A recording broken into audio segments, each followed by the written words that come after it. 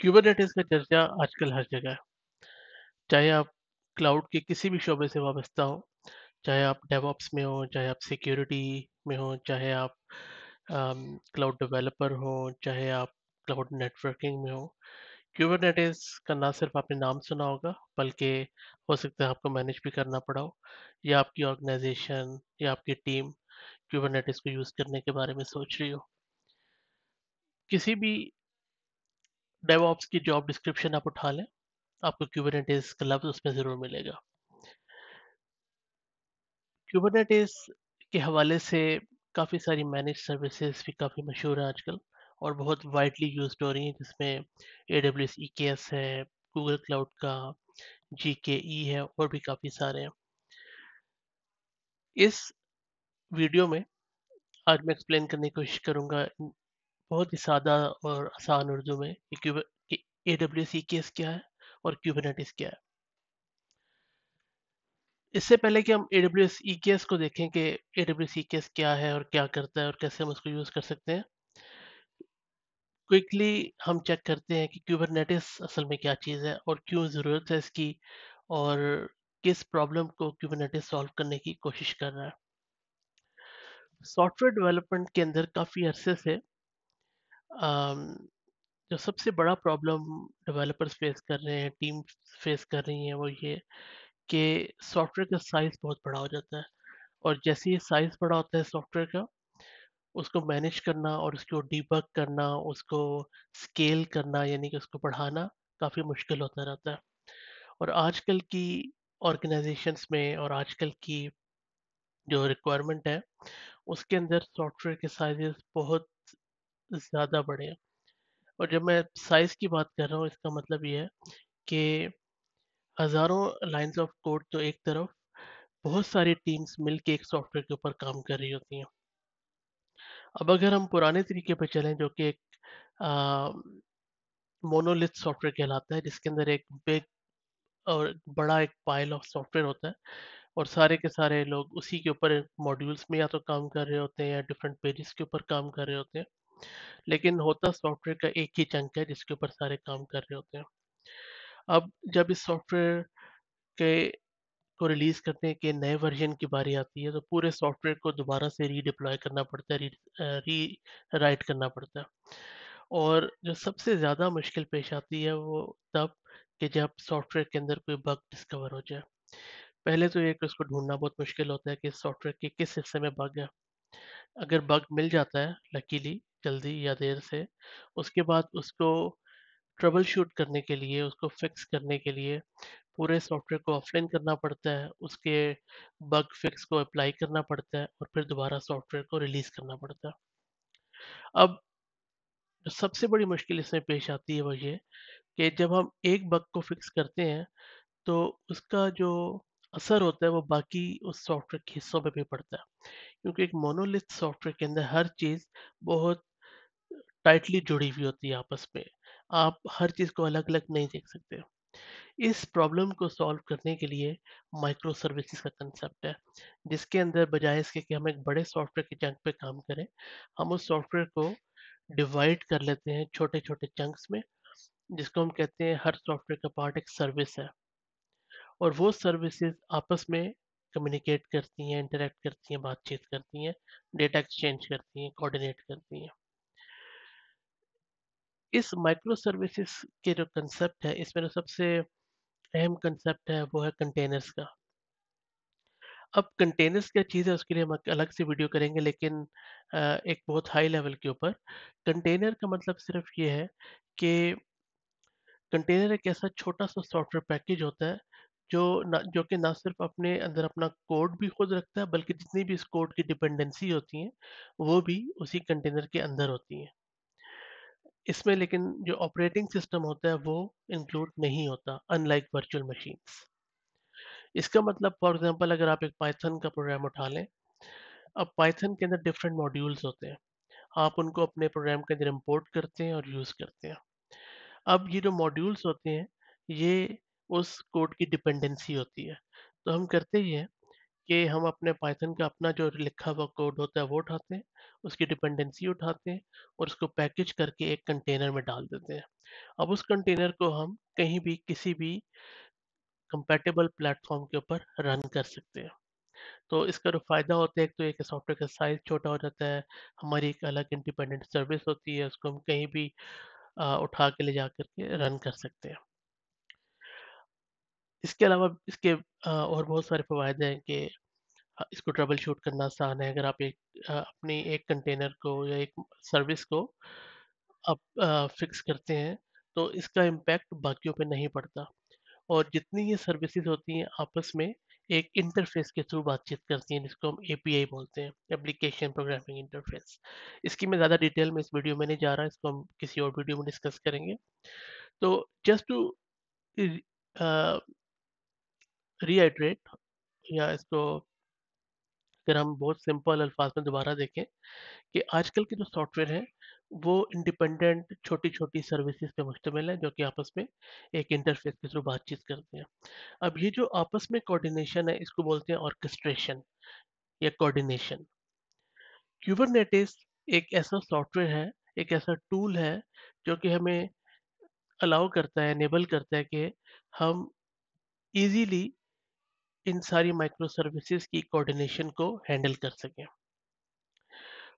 मिसाल के तौर पे अगर हमारे पास एक सॉफ्टवेयर है जिसके अंदर 3 माइक्रो सर्विसेज हैं, और हम ना सिर्फ ये कि इनकी कोऑर्डिनेशन को फैसिलिटेट कर सकते हैं कुबरनेटिस के थ्रू, बल्कि अगर हमारा लोड ज़्यादा होता है तो हम इनके नंबर ऑफ सर्विसेज को भी बढ़ा सकते हैं, इंक्रीज कर सकते हैं, डिक्रीज कर सकते हैं ऑन डिमांड, और भी बहुत सारे फायदे हैं। तो ये फायदा है कुबरनेटिस का। ओके, कुबरनेटिस का आर्किटेक्चर बहुत ही हाई लेवल के ऊपर। कुबरनेटिस के दो पार्ट होते हैं, एक होता है कंट्रोल प्लेन और एक होता है डेटा प्लेन। कंट्रोल प्लेन के अंदर हमारे पास मैनेजर सर्विसेज होती हैं जो कि कुबरनेटिस को इटसेल्फ चला रही होती हैं, और जो कि डेटा प्लेन होता है उसमें जो हम कंटेनर बनाते हैं वो चल रहे होते हैं। मास्टर नोड या कंट्रोल प्लेन होता क्या? कंट्रोल प्लेन प्लेन के अंदर डिफरेंट नोड्स होती हैं। नोड का मतलब है सर्वर। ये एक हार्डवेयर सर्वर भी हो सकता है, वर्चुअल मशीन भी हो सकती है, कुछ भी हो सकता है। तो कंट्रोल प्लेन के अंदर हम मास्टर नोड या मास्टर नोड चला रहे होते हैं। अगर आपका बड़ा क्लस्टर है तो उसके लिए मल्टीपल मास्टर नोड्स होती हैं। अगर छोटा क्लस्टर है तो शायद एक ही नोड पे होता है। अब ये जो हमारे पास मास्टर नोड है, इसके अंदर तीन मैनेजर या तीन किस्म की सर्विसेज चल रही होती हैं कंट्रोल प्लेन के अंदर। एक होती है इसके अंदर एचसीडी डेटाबेस, ये की वैल्यू स्टोर है। की वैल्यू स्टोर का मतलब ये है कि आपके पास एक कोई की होगी और उसकी वैल्यू होगी। इसमें जितनी भी क्यूबरनेटिस की कॉन्फ़िगरेशन होती है, चाहे वो कंट्रोल प्लेन पे हो, चाहे वो डेटा प्लेन पे हो, ये स्टोर होती है। जो एपीआई सर्वर होता है, वो अलाउ करता है कि जो डेटा प्लेन है और उस पे जो नोड्स चल रही हैं, जो सर्वर चल रहे हैं, या उनके अंदर जो पॉड चल रहे हैं, वो कम्युनिकेट कर सकें या कोऑर्डिनेट कर सकें मास्टर नोड के थ्रू। तो जब भी किसी डेटा प्लेन के कंपोनेंट को बात करनी होती है कंट्रोल प्लेन से या मास्टर नोड से, तो वो एपीआई सर्वर के थ्रू बात करता है। एक और कंपोनेंट जो कि बहुत इंपॉर्टेंट है कंट्रोल प्लेन का, जो मास्टर नोड पे चल रहा होता है, उसे बोलते हैं स्केजुलर। स्केजुलर का काम ये होता है कि वो डिफरेंट कंटेनर को according to the load data plane की नोड्स के ऊपर स्केड्यूल करें।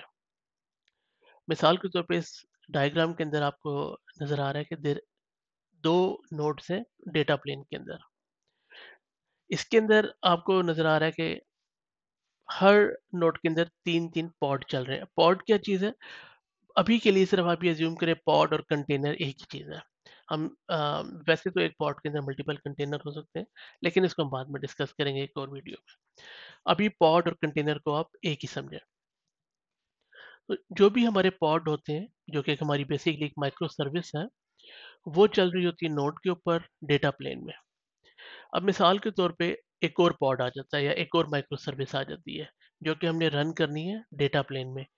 याद रखिए कि हमारे जो अपने पॉड हैं, जो कंटेनर है, वो कंट्रोल प्लेन पे नहीं चल सकते। कंट्रोल प्लेन पे सिर्फ क्यूबरनेटिस की अपनी मैनेजर सर्विस ही चलेंगी। अब डेटा प्लेन के अंदर अगर कि नोड के ऊपर जब हमारे पास एक नया पॉड आता है, तो कैसे हम ये डिसाइड करेंगे कि ये ऊपर वाली नोड पे चले या नीचे नीचे वाली नोड पे ये पॉड आए? इस चीज़ की डिसीजन लेता है स्केड्यूलर, जो कि हमारे पास एक स्केड्यूलिंग मैनेजर है कंट्रोल प्लेन के अंदर। तो ये एक हाई लेवल पे कुबरनेटिस का आर्किटेक्चर है कि जिसके अंदर हमारे पास एक कंट्रोल प्लेन है जो कि कुबरनेटिस का को अपने आप को कंट्रोल कर रहा होता है, और सारी सर्विसेज कंट्रोल प्लेन की मैनेजर इधर चल रहे होते हैं। और जो डेटा प्लेन है वहाँ पे यूजर का सॉफ्टवेयर चल रहा होता है मल्टीपल नोड्स के ऊपर या सिंगल नोड के ऊपर। और जो कंपोनेंट हमें इनेबल करता है या पॉड को इनेबल करता है कि वो डेटा प्लेन कंट्रोल प्लेन के साथ बात करे, उसे बोलते हैं क्यूबलेट, जो कि हर नोड के ऊपर चल रहा होता है। ओके, तो ये तो था क्यूबरनेटिस। अब हम आ जाते हैं कि ईकेएस क्या चीज़ है फिर। ईकेएस का फ़ायदा ये है कि बजाय इसके कि हम कंट्रोल प्लेन को खुद मैनेज करें, या जो डेटा प्लेन के सर्वर्स हैं, नोड्स हैं, उनको खुद मैनेज करें, जो क्लाउड सर्विसेज हैं, जो क्लाउड प्रोवाइडर्स हैं, वो इसको मैनेज करते हैं हमारे बिहाफ पे। तो ईकेएस एक मैनेज्ड क्यूबरनेटिस सर्विस है। क्यूबरनेटिस क्या है? क्यूबरनेटिस एक ऑर्केस्ट्रेशन टूल है कंटेनर्स के लिए, या कोऑर्डिनेशन टूल्स हैं कंटेनर्स के लिए या माइक्रो सर्विसेज के लिए। और इसके जो कंपोनेंट्स हैं कंट्रोल प्लेन के और कुछ डेटा प्लेन के, वो मैनेज करती है क्लाउड प्रोवाइडर। जिस तरह एडब्ल्यूएस की मैनेज कंटेनर या मैनेज कुबरनेटिस सर्विस का नाम है ईकेएस। माइक्रोसॉफ्ट एजर की मैनेज कुबरनेटिस सर्विस का नाम है एकेएस। और गूगल क्लाउड जीसीपी की मैनेज कंटेनर सर्विस का नाम है जीकेई, गूगल कुबरनेटिस इंजन। अब इन सब का पर्पस सबका सिमिलर है, कुछ फीचर्स डिफरेंट है। जिस तरह अगर आप इस डायग्राम पे देखें तो लेफ्ट साइड के ऊपर जो कंट्रोल प्लेन है उसको ईकेएस खुद मैनेज करता है। ना आपको कोई सर्वर क्रिएट करने की ज़रूरत है कंट्रोल प्लेन का, ना आपको उस पर कोई इंस्टॉलेशन करने की ज़रूरत है, ना उस पर कोई ऑपरेटिंग सिस्टम इंस्टॉल करना है, ना आपको क्यूबरनेटिस का इंजन इंस्टॉल करना है, ना आपको उसको पैच करना है, ना आपको उसकी एचसीडी डेटाबेस बनानी है, ना एपीआई सर्वर, ना स्केजुलर। ये आपको नहीं करना। इसकी अवेलेबिलिटी के कितने अवेलेबिलिटी ज़ोन में कंट्रोल प्लेन को रखना है, और क्या पैच होगा, कौन सा ऑपरेटिंग सिस्टम होगा, क्या वर्जनिंग होगी, आपको इसके बारे में परेशान होने की ज़रूरत नहीं है। यही फ़ायदा है आपके कंट्रोल प्लेन को मैनेज्ड सर्विस के हवाले करने का। इसी तरह डेटा प्लेन के अंदर भी हम डिसाइड कर सकते हैं कि हम कितना पार्ट एडब्ल्यूएस को या किसी क्लाउड प्रोवाइडर को देते हैं मैनेज करने के लिए, और कितना खुद मैनेज करते हैं।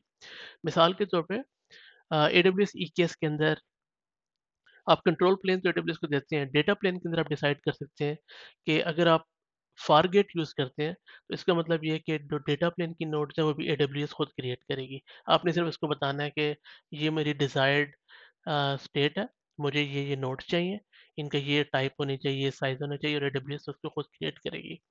या फिर आप और इसको सर्वरलेस फारगेट बोलते हैं। या आप इसमें मैनेज नोड ग्रुप दे सकते हैं, अगेन इसमें भी आप उसको बता सकते हैं किस किस्म के सर्वर आपको चाहिए, तो वो आपको EC2 इंस्टेंसेस प्रोवाइड करती है। फारगेट में और मैनेज नोड ग्रुप में फ़र्क ये है कि फारगेट में क्योंकि सर्वरलेस है, आपको सर्वर नज़र नहीं आता अगर आप EC2 कंसोल में जाएँ, और मैनेज नोड ग्रुप के केस में आपको सर्वर नज़र आ रहा होता है अगर आप EC2 कंसोल में जाएँ। एक और थर्ड ऑप्शन भी है जहाँ पे आप अपनी खुद EC2 सर्वर क्रिएट करते हैं, उस पे खुद ओएस इंस्टॉल करते हैं और उसको अपने EKS क्लस्टर में डालते हैं, लेकिन अ, अभी इसको हम डिस्कस नहीं करते। ये सारा डिपेंड करता है आप कितना कंट्रोल चाहते हैं अपने डेटा प्लेन के ऊपर। तो अगर आप देखें, अगर आपने मैक्सिमम एडवांटेज लेना है मैनेज सर्विस का, तो कंट्रोल प्लेन तो आप पहले ही हवाले कर देते हैं एडब्ल्यूएस के। आप पूरा डेटा प्लेन फारगेट के थ्रू भी एडब्ल्यूएस को दे दें, और आपको जस्ट 2 या 3 लाइन्स आपको लिखनी है फारगेट प्रोफाइल के अंदर, वो खुद क्रिएट कर देगा। और ये कैसे क्रिएट करते हैं, ये हम किसी नेक्स्ट वीडियो में देखेंगे। लेकिन जो समझने की बात है वो ये है कि ईकेएस बहुत आसान कर देता है क्यूबरनेटिस को यूज़ करना। अगर आप ईकेएस को यूज़ करते हैं, तो उसमें फ़ायदा ये होता है कि आप सिर्फ फ़ोकस करते हैं कि आपने पॉड कैसे क्रिएट करने हैं या कंटेनर कैसे क्रिएट करने हैं, और उसको ईकेएस पे डिप्लॉय कैसे करना है, और बाकी सारा जो काम है वो ईकेएस खुद कर रहा होता है आपके लिए। एक और जो बहुत ही अच्छा फीचर है जो कि मेरा फेवरेट फीचर है EKS के अंदर, वो है AWS act controller. AWS act controller का जो फ़ायदा है वो ये है कि अगर आपने अपने EKS क्लस्टर के अंदर या कुबरनेटिस क्लस्टर के अंदर कोई AWS की सर्विस यूज़ करनी है, जैसे आपने कोई S3 बकेट यूज़ करनी है या लोड बैलेंसर यूज़ करना है, तो आप एक एक्ट कंट्रोलर जो कि बेसिकली कुबरनेटिस की टेम्पलेट फाइल होती है, उसको आप अपने क्लस्टर में इंस्टॉल करते हैं और उसको यूज़ करते हुए आप AWS की सर्विस को अपने कुबरनेटिस क्लस्टर के अंदर यूज़ कर सकते हैं। एक और जो चीज़ है, फीचर है AWS का EKS का, जो कि अभी रिसेंटली भी अनाउंस हुआ है, वो है EKS एड-ऑन्स। आप डिफरेंट किस्म के ऐड ऑन अपने कुबरनेटिस क्लस्टर के अंदर यूज़ कर सकते हैं। अम, चाहे वो डिप्लॉयमेंट हो, चाहे वो किसी किस्म का थर्ड पार्टी टूल हो, वो भी आप यूज़ करते हुए इन ऐड-ऑन्स को ईज़िली डिप्लॉय कर सकते हैं अपने EKS क्लस्टर के लिए। आई होप कि आपको थोड़ी क्लैरिटी होगी। अगर आपका कोई क्वेश्चन है, feel free to put it in the comments, or I will try my best to answer them. Thank you very much.